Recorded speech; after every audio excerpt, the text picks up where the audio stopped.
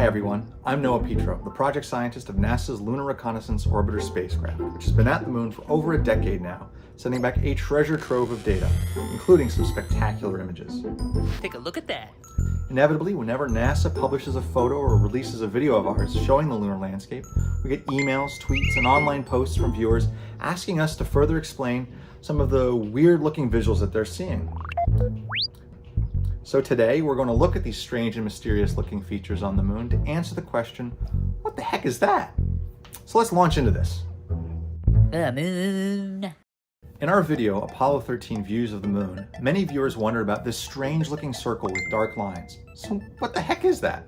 Well, for starters, this is not the remnants of an ancient lake, and apologies to the sci-fi crowd, it's not a secret moon base with runways for spacecraft. This is a geological feature known as Komarov Crater. It's 80 kilometers wide, and it's on the far side of the moon on the edge of Mare Moscoviense. The floor is covered with a network of rills that make it look like sun-dried mud, and it's a great example of a floor fractured crater, or FFC. So what made Komarov look like that? The leading idea among scientists is that FFCs are like volcanoes that didn't quite reach the surface. An impactor hits the moon, forming the crater, and underneath the crater floor, the impact creates a zone of broken rock called a breccia lens. Magma from deeper inside the moon rises into the cracks of the breccia lens, but something stops it from getting all the way to the surface.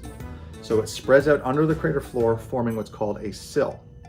The magma and hot gases in the sill push on the crater floor from below, causing it to bulge and fracture like the top of a cake in an oven. The cracks you see are known as graben. Release the graben! Using data from the Lunar Reconnaissance Orbiter, scientists have cataloged over 100 floor fractured craters, just like Komarov. They are fascinating works of nature from billions of years ago. Billions. An image from the Apollo 11 mission has gotten a lot of attention over the years. Here you see a pair of craters known as Messier and Messier A. But they don't look like the more typical round craters that you see on the moon. LRO has taken even more high-definition shots of these two sites, showing us incredible detail.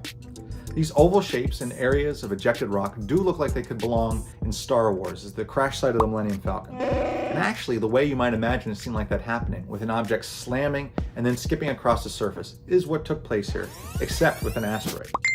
You see, at very low angles, an incoming asteroid can actually become decapitated, with the top part splitting off at the impact and either escaping back into space or skipping to form a second crater.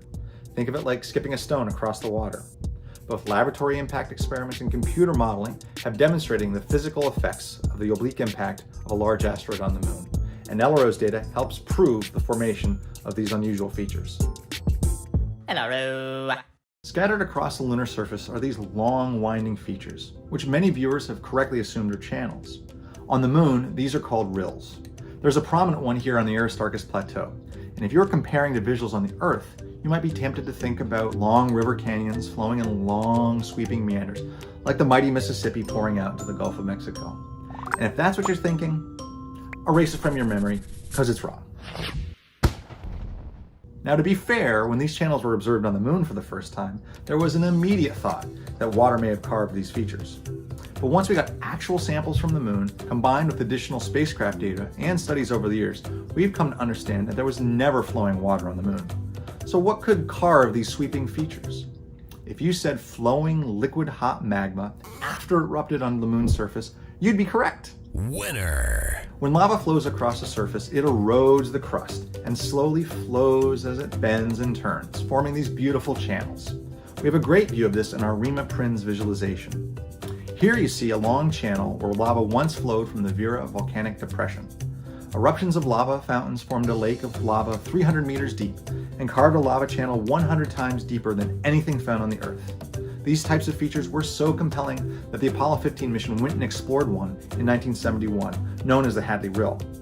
Future explorers may want to visit others, but they should leave their fishing rods at home. This visual is one of our most popular. This is a picture of Tycho Crater and the famous Central Peak boulder, which is about 400 feet wide. Now that's longer than a football field. Whee! How in the world did that wind up there? Well, I have no idea.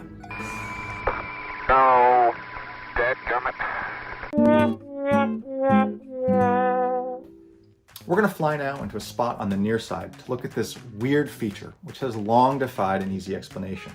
It's known as Reiner Gamma. Those squiggles and swirls sure are bizarre.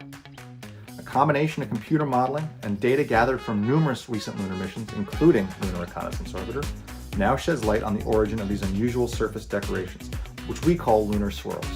Now think of it this way. You've probably been told that when you go outside to put on your sunscreen. Well, these beautiful swirls are constant reminders that the moon is no different from you and me, except that it's a moon and we're humans. These swirls are examples of what happens when the moon applies SPF 3 million. The moon is constantly bombarded by radiation from the sun and galaxy, as well as micrometeorites that sandblast the surface. These swirls, however, show what happens when the radiation is blocked from reaching the surface.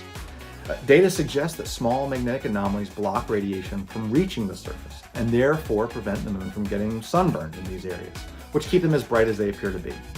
So the next time you put on sunblock to go lounge outside, think of the moon and how it gets baked in the sun, just like you and me.